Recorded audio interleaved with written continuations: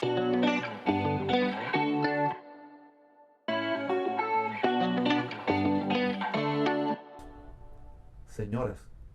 ¿alguno de ustedes recuerda el programa de la radio y televisión cubana de los años 50 de Fiesta con los Galanes? Uno de los galanes estuvo internado en la UMAP por más de 3 años. Sí, señores, uno de ellos estuvo internado en la UMAP y dio declaraciones. Vamos a traer la historia de ese galán que rompió corazones y arrancó suspiros a todas las jovencitas de los años 50 y 60. Y veremos qué fue de él después de pasar por la UMAP. Señores, todo eso y un poquitico más en los poderosos archivos de Today que ya están llegando.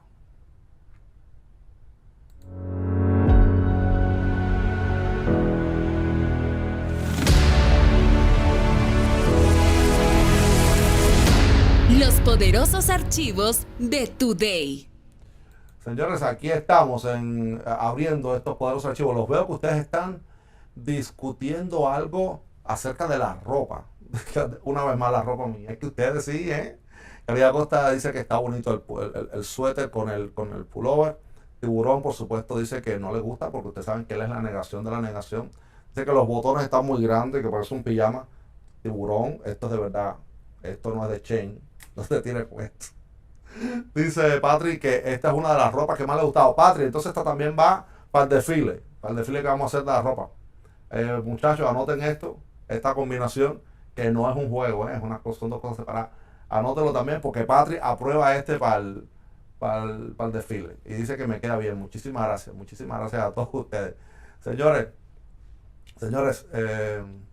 vamos a ponernos serios. Porque esto que les voy a contar está complicado. Señores, yo quiero, antes de hablar acerca de la UMAP, decirles que leer, revisitar estos testimonios ha sido muy complicado, ha sido muy duro para nosotros, para los muchachos, porque escuchar y leer y entender lo que sucedió en la UMAP por años frente a todos nosotros, frente a todos los cubanos. Señores, esto debería ser una vergüenza nacional.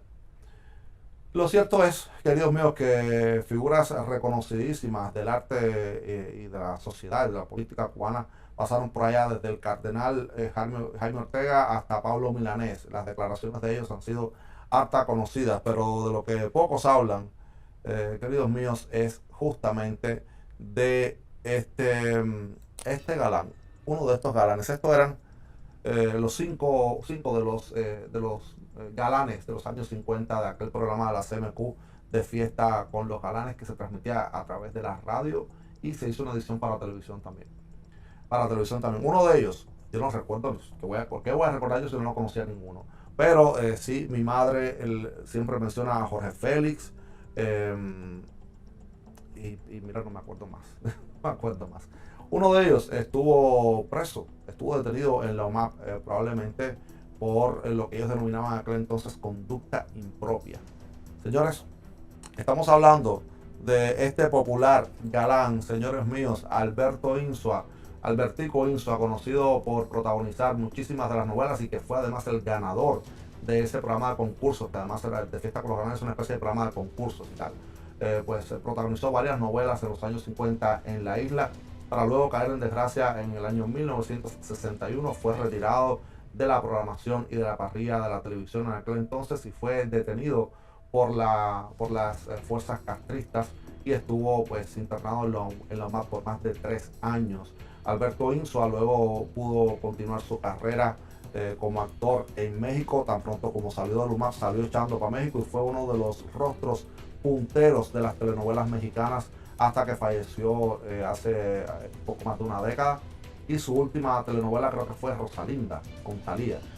Fue la última novela de Albertico Insua, señores. Pero en el año 1966, justamente este popularísimo actor de la televisión cubana fue utilizado como escarmiento por el recién inaugurado, el recién nacido periódico Juventud Rebelde, en el cual pues se publicó un artículo tratando de ensalzar la UMAP y tratando de decir que eran campos de concentraciones, que eran lugar de gente bien, que ahí no pasaba nada malo. Y justamente Alberto Insua fue utilizado para dar declaraciones al periódico Juventud Rebelde al más puro estilo del caso de Berto Padilla, autoinculpándose y diciendo. ¿Quieren saber lo que estuvo diciendo el popular Alberto Insua al recién nacido libelo comunista Juventud Rebelde? Vamos para allá, señores. Espérense. Alberto Insua, que estuvo casado, fue el primer esposo de la reina del bolero, Olga Guillot. Importante, que no se nos olvide ese pequeño detalle, porque fue primer esposo de Olga Guillot. Y bueno, eran muy jovencitos los dos. Señores, el Juventud Rebelde de julio del año 1966 recogía estas declaraciones del ex galán de la televisión cubana, Alberto Insua, que se encontraba para aquel entonces ya detenido en una de las unidades militares de apoyo a la producción. Decía Alberto Insua para Juventud Rebelde en aquel entonces: sé que los gusanos y demás elementos indeseables han propagado infinidad de bolas sobre mi persona. Ya ven ustedes dónde estoy. Uno como hombre comete errores. Ahí se está retractando de todos los errores que pudo haber cometido. Pero considero que solo el estar consciente de que los cometió y el arrepentimiento sincero le sirve de purga. Donde uno encuentra buenos jefes con deseos de ayudar y encuentra comprensión, se siente estimulado. Para quien jamás ha hecho este tipo de trabajo, es muy duro, pero esto no mata a nadie. Se refiere al trabajo forzado al cual estaban sometidos todos los internados en la UMAP. He conversado con algunos compañeros y hemos llegado a la conclusión que muchas veces que los errores que se cometen son producto de la ignorancia política con que vivía uno sumido. Uno se abstraía estudiando libretos y se olvidaba que había también otras cosas que estudiar. Puedo decir que solo quien estudia la revolución llega a comprenderla y puede evitar fallos que pueden lesionarla. Esto era el periódico Juventud Rebelde de julio de 1966 y era uno de los galanes más queridos de los años 50, Albertico Insua, expuesto de esta manera, haciendo su mea culpa. También, señores, no fue el único, y es que muchos de estos, de los sobrevivientes, me gusta llamarlo así, pues de la UMAP, dieron cuenta de varios de los experimentos que se hicieron con ellos, incluso torturas. Les voy a contar algunos de ellos que fueron recogidos por Abel Sierra Madero en su libro El cuerpo tiene memoria. Señores, el manejo por parte de psicólogos y psiquiatras de técnicas conductistas como shocks con electrodos y comas inducido con insulina. Muchos homosexuales en la UMAP, asegura, fueron objeto de experimentos pavlovianos que consistían en la aplicación de corriente alterna mientras nos mostraban fotos de hombres desnudos para que en el subconsciente los rechazáramos, volviéndonos a la fuerza heterosexuales. En la foto, señores, dos de estos muchachos que fueron detenidos en la UMAP, y al centro una de las psicólogas cubanas que condujo estos experimentos y torturas. Ella, la que está sonriendo en el centro de ellos. Señores, también otros de los testimonios pues aseguran dar cuenta de aún cosas más perversas. Esta terapia, que había sido desarrollada en Praga por Freund, consistía en crear reflejos condicionados y se le ponía al sujeto una inyección emética. Señores, una inyección emética es una inyección que provoca el vómito, es una inyección que te hace vomitar por vía subcutánea, para que tan pronto éste empezara a experimentar náuseas, se le mostraran diapositivas de hombres vestidos y desvestidos para matar el deseo y provocar la aversión. La segunda fase, continúa estos testimonios, comenzaba 7 horas después de haberle sido administrado al paciente una inyección de 10 miligramos de propianato de testosterona, y en ese momento se le mostraban diapositivas de mujeres desnudas y semidesnudas. En Cuba, este tratamiento empleado por el doctor Edmundo Gutiérrez Agramonte utilizaba estímulos eléctricos dolorosos en lugar de la inyección que provocaba el vómito, y tampoco usaba la inyección de propionato de testosterona. Este señor Edmundo Gutiérrez Agramonte fue uno de los más reconocidos psiquiatras de la Revolución Cubana, que además ocupó grandísimos cargos, altísimos cargos dentro del Hospital Psiquiátrico de La Habana, el conocido Mazorra, y también por algunos años pues fue presidente del Colegio Médico de La Habana. un torturador deleznable. Señores, hay más testimonios, porque otros de los testigos dan cuenta y dan fe de lo que sucedía en el Hospital Psiquiátrico de La Habana. Señores, en su libro autobiográfico La Mueca de la Paloma Negra, Jorge Ronet cuenta la visita de psiquiatras extranjeros al campamento donde se encontraba recluido. Los especialistas, añadió, habían participado en un congreso en La Habana con el objetivo de analizar la forma en que la homosexualidad podía ser combatida o eliminada en el ser humano. Al evento, aseguró Ronet, asistió una psiquiatra francesa, y escuchen esto, que recomendaba para el tratamiento de la homosexualidad operaciones en los nervios de la médula espinal y en el área anal, una especie de mutilación neuronal para evitar el placer sexual. Esa teoría, agregó, fue publicada con bombo y platillo en el periódico Granma, órgano oficial del Partido Comunista de Cuba. Hay más, señores míos. Este señor que están mirando acá es uno de los psiquiatras y de los torturadores, esbirros más hijo de puta que pisó la tierra. Este señor fue el doctor José Ángel Bustamante, y fue el que se especializó en la tortura con electroshock, no solamente ya a los homosexuales o a los internados en Lomar, pero también a los disidentes y los presos políticos durante los años 60 y 70. No olvidar nombres, no olvidar rostros. Este señor ya murió, lamentablemente sin poder ser llevado al banquillo de los acusados nunca. Estos son otros testimonios de lo que sucedió en el Hospital Psiquiátrico de La Habana, donde algunos de estos miembros de la OMAP fueron llevados, y también algunos presos políticos. Señores, el electroshock fue otro de los métodos que emplearon los psiquiatras cubanos para reconvertir homosexuales en hombres nuevos. También se utilizó contra disidentes y presos políticos. José Ángel Bustamante, el señor de la foto, fue uno de los que manejó esa herramienta. Algunas fuentes indican que trabajó directamente con el Departamento de Seguridad del Estado para diseñar técnicas que permitieran extraer confesiones y declaraciones. De acuerdo con María José Farriera, conocida como Pepita, los métodos de Bustamante recurrían a la tortura física y psicológica con un criterio científico. Durante años, Pepita Riera investigó los aparatos represivos del régimen cubano. Hay más, señores. Estas fotos que ustedes están viendo ahora en sus pantallas fueron tomadas justamente como parte de ese experimento de los psiquiatras y el Departamento de Seguridad del Estado con los homosexuales en la UMAP, para entender cómo podían ser transformados sus costumbres y seguir siendo utilizados como conejillo de indias. Señores, por si la lectura de estas cosas no es suficientemente jodida,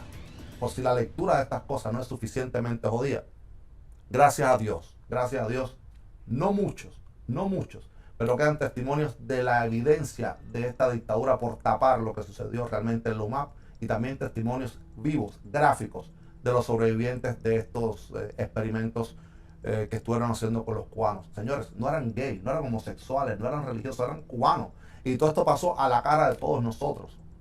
Es muy difícil que alguien nos diga ahora que no supo de esto. Es muy difícil, señores míos. Todas esas unidades militares estaban atendidas por militares, por personal de limpieza, y todos ellos tenían familia y regresaban a la casa y contaban la historia. ¿Qué pasó? ¿Qué nos pasó como país en los años 60? Según cuenta la leyenda, las unidades militares de apoyo a la producción, las UMAP, fueron desmanteladas finalmente en su totalidad en el año 1968, aunque continuaron como detenidos, como presos, más de 500 personas. Su saldo, señores míos, 70 muertos en las secciones de torturas y más de 180 suicidios de personas que fueron internadas en la UMAP. Y esto es de qué manera la dictadura cubana intenta tapar lo que se vivió allá. Escuchen para que vean.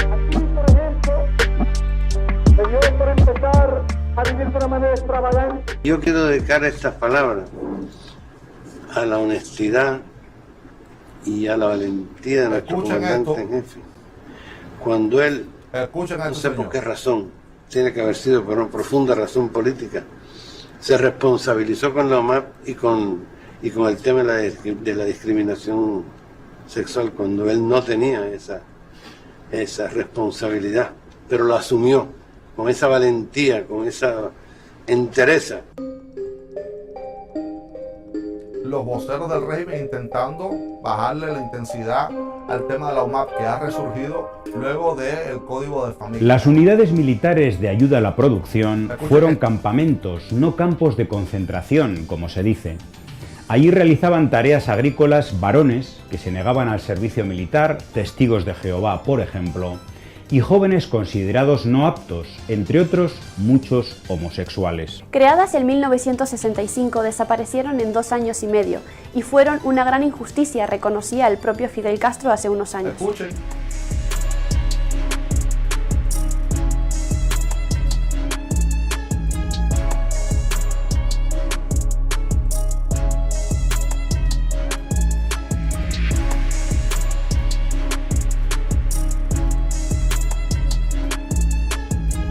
$35,000 jóvenes, señores, 35,000 jóvenes.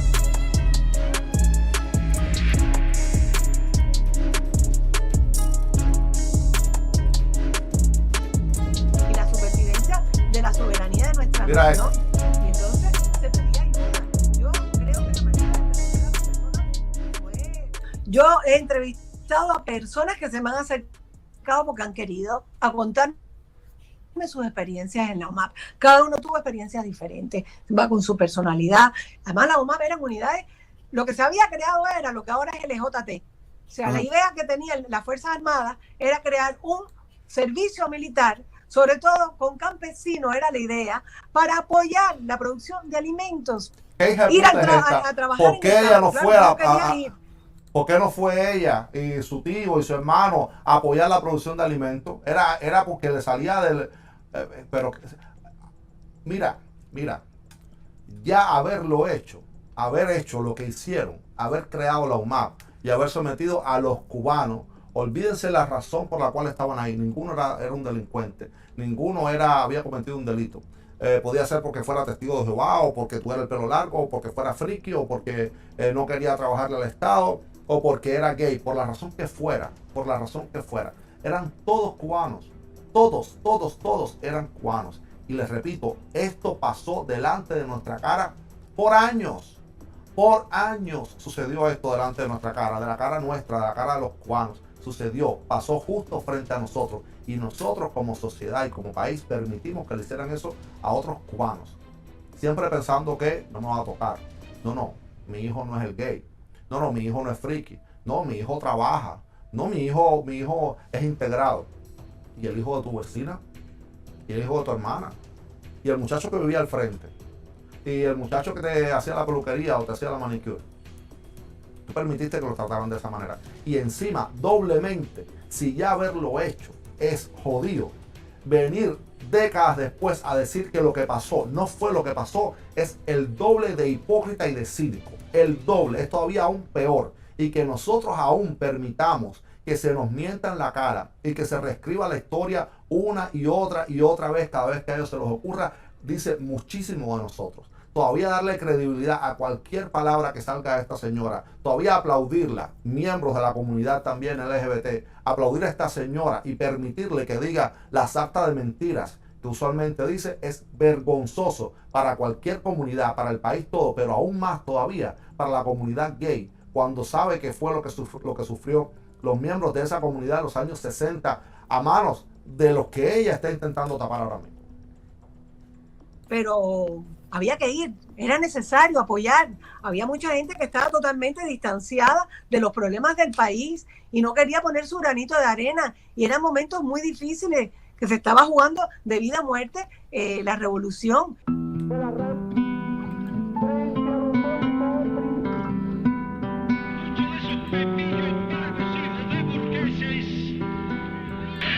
Algunos de ellos con una guitarrita en actitudes elvis-preslianas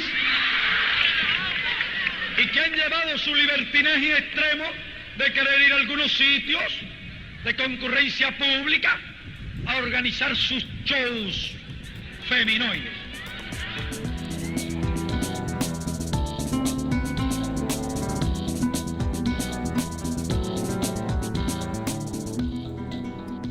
El primer llamado era un llamado de verdad de marginales, de gente callejera, de gente sin trabajo, pero el segundo llamado fue más sofisticado. Se escondieron detrás del servicio militar para hacer las citaciones y eran generalmente personas religiosas, personas homosexuales. Para mí fue un momento terrible de mi vida porque yo tenía 20 años nada más. Yo creo que la manera de recoger a las personas fue terrible. No, eso fue un trabajo que se hacía desde el Ministerio del Interior. Realmente no era compatible con lo que había decidido las Fuerzas Armadas en ese momento. Estaban algunos de sus dirigentes de las Fuerzas Armadas tomando cursos de oficiales en la Unión Soviética, cuando entonces el Ministerio del Interior toma la decisión de hacer esto de esta manera. Y entonces, tanto que a los 3 años se cierran las OMAP y se da un tiempo para crear después cuidadosamente lo que se quería hacer originalmente, que era el ejército con el trabajo. Fue una necesidad de cazar como criminales convictos a más de 25.000 jóvenes. Eso fue algo que nunca ha sucedido en la historia de este hemisferio, ni incluso cuando el exterminio de los indios. Nunca se hizo una cosa tan técnica y un terrorismo de Estado tan sofisticado como los campos de concentración de Luma. Más de 25.000 fueron cazados en trenes, ómnibus y todo. Casi se paralizó el transporte público de La Habana.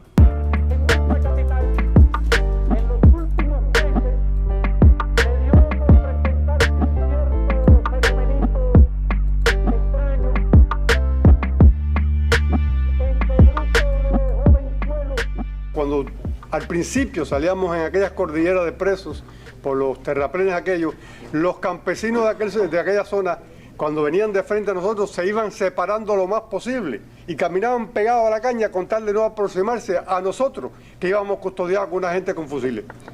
Ahora, después con el tiempo nos enteramos. ¿Qué es lo que había pasado? Bueno, habían hecho un trabajo de ablandamiento en los batallas aquellos, diciendo que no se pusieran en contacto con ninguno de esa gente, porque lo que viene de La Habana, y yo no era de La Habana, ¿no? Escuchen. Pero lo que viene de La Habana es la lacra social. Son violadores, son ladrones, son homosexuales. Por ahí hubo de todo, ahí hubo fusilamiento, golpiza, enterrar gente en la tierra para que las hormigas se lo comieran ahí vivo, y cuando ya estaba ya deteriorado, yo mismo tuve una infección en los riñones. Yo pensaba que cuando salí de esos campos de concentración no iba a poder tener hijos, te lo juro. Amarrar a alguien porque era un testigo de Jehová y meterlo un día casi completo amarrado a la cerca, ahí, sin camisa. O poner a abrir un hueco a un tipo y después que lo abría completo decía, ahora vuelve a taparlo. Y se metían así. O cuando dejaban sin comer a la gente, sobre todo los testigos de Jehová, porque es verdad, porque no les daba la gana de hacer guardia, porque no querían ponerse el cinto del uniforme.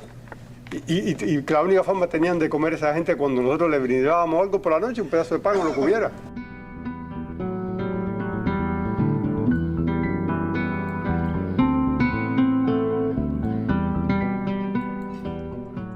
Fue un psicólogo portugués que vino a Cuba diciendo que él tenía una posibilidad de curar la homosexualidad. Todavía estaba catalogado como enfermedad. Entonces la Universidad de La Habana le dio todas las muchachas que se iban a graduar ese año para que hicieran ese estudio en la UMAP. Fueron a todas las compañías. Cuando llegó a mí, me hizo toda la entrevista y entonces el final de la entrevista fue poner en el resultado de la entrevista, poner homosexual recalcitrante. En la UMAP había directores de la UMAP que no eran homofóbicos y que trataron bien a su gente y que fueron comprensivos, y otros que eran unos animalones.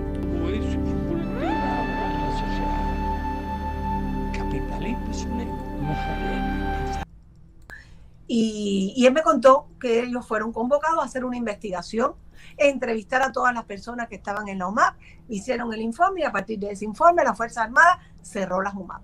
Aparte de golpiza y todo lo que se le puede hacer a un preso inimaginable, el lema de la UMAP de nosotros es donde nunca hubo un gesto humano. Ellos te decían continuamente, aquí te vas a podrir, dile a Dios, porque eran problemas también religiosos. Si tú crees en Dios, Fidel Castro te tiene aquí hasta que tú entiendas el plan de nosotros.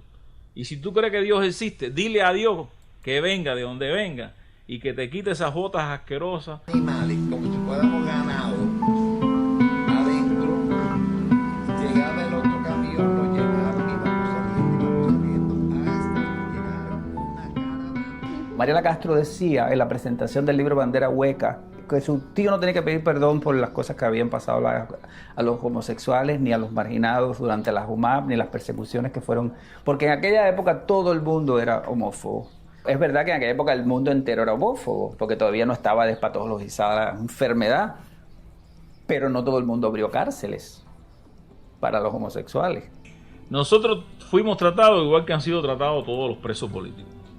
Una vez contrario al régimen, ya tú no eres más persona. De desmoralizar a la familia de nosotros, de que nosotros... Nunca pasó. Nunca pasó. Hombres como ese galán que muchas de las que peinan canas ya recordarán que es Alberto Insua, tuvo que fingir no ser lo que era solamente para salir en libertad de aquello que era un campo de concentración en toda regla. En la UMAP se ensayaron y se entrenaron algunos de los métodos de tortura que luego se utilizó por parte del Departamento de la Seguridad del Estado para amedrentar a la disidencia política en la isla. Fueron uno de los años más oscuros de los que pudo vivir el país. Y hoy murió el hijo de puta que se encargó de hacer eso. Hijo de puta además, que poco antes de fallecer dio una entrevista justamente para Abel Sierra, el escritor de este libro que les estaba comentando, y dijo cosas como esta.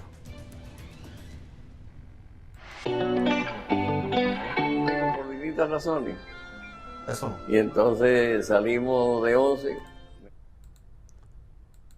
Ese señor dio declaraciones de una entrevista para Abel Sierra Madero en el libro El cuerpo nunca olvida, que además, si quieren conocer sobre la UMAP, es un libro de obligada consulta.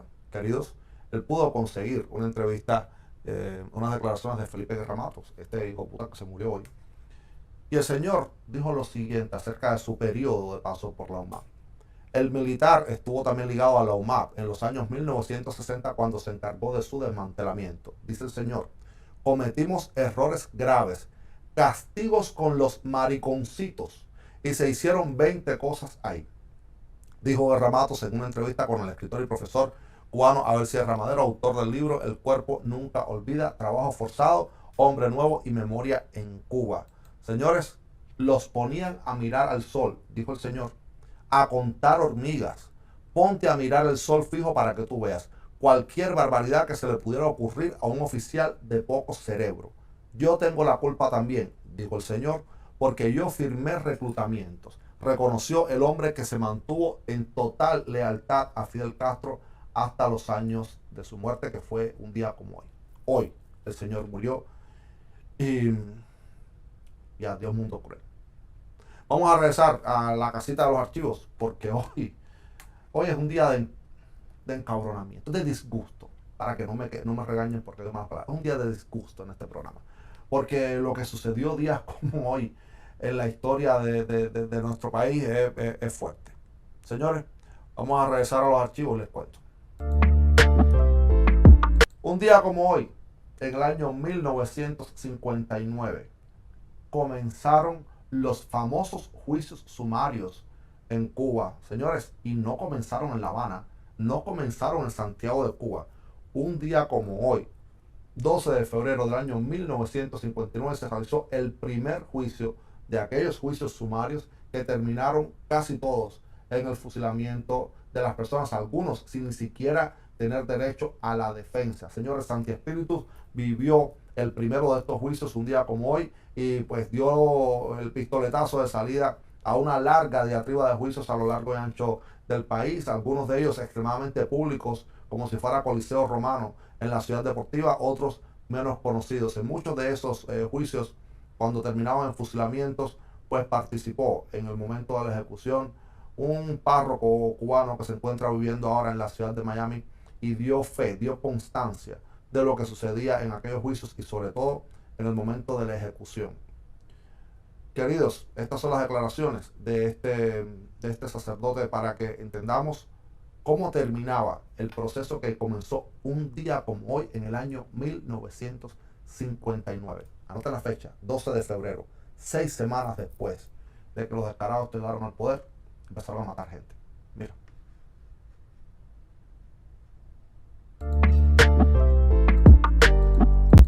El 11 de enero de 1959, el padre Jorge Bess Chabebe fue enviado por el arzobispo a una audiencia a presenciar un juicio contra 4 miembros del ejército de Batista. Lo condenaron a fusilamiento a los 4, apenas había testigo alguno.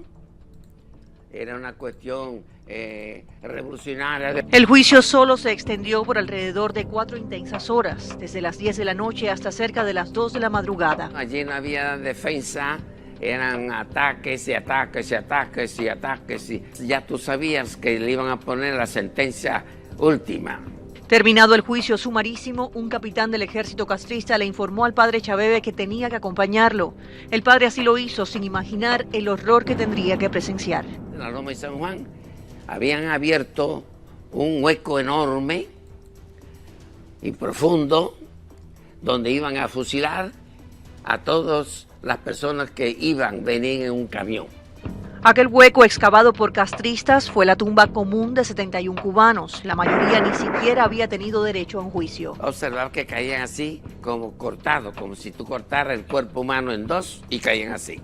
Entonces venía un oficial y le daba el tiro de gracia. Algunos se confesaron, otros llegaron incluso a ser bautizados antes de morir. Uno era un muchacho que era jovencito y me dijo: padre, yo no estoy confesado. Y entonces allí había un tanque de agua para los animales. Y entonces con una lata de leche condensada, pues yo cogí eso y lo bauticé allí. Y entonces le mojé todo el cuerpo así. Y le pedí excusa. Y él me dijo: padre, no tenga pena, porque dentro de poco yo me voy a revolver en la tierra. Cuando todo el mundo está de fiesta, porque se fue Batista y se acabó aquello matazón de muchachos y todo ese jolgorio que había. Entonces empieza otra matazón. El pueblo de Cuba sabe que el gobierno revolucionario no es comunista.